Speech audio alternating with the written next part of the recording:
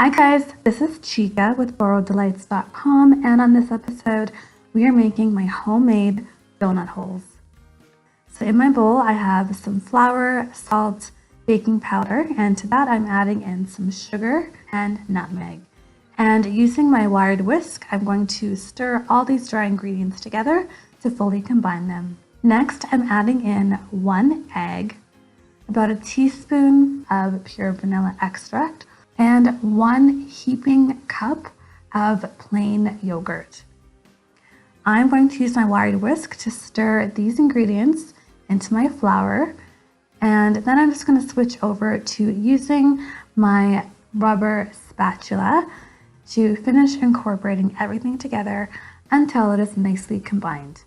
And as always, for the exact written recipe including measurements, you can visit my site borrowedDelights.com, which I will link to in the description box below. So I've heated some oil on my stove over medium-high heat, and I'm going to be frying my dough a teaspoon at a time.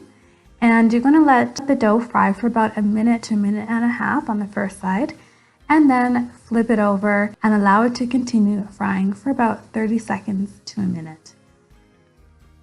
Once these are done, you're going to remove them from the hot oil and place them onto a paper towel lined plate just to drain the excess oil.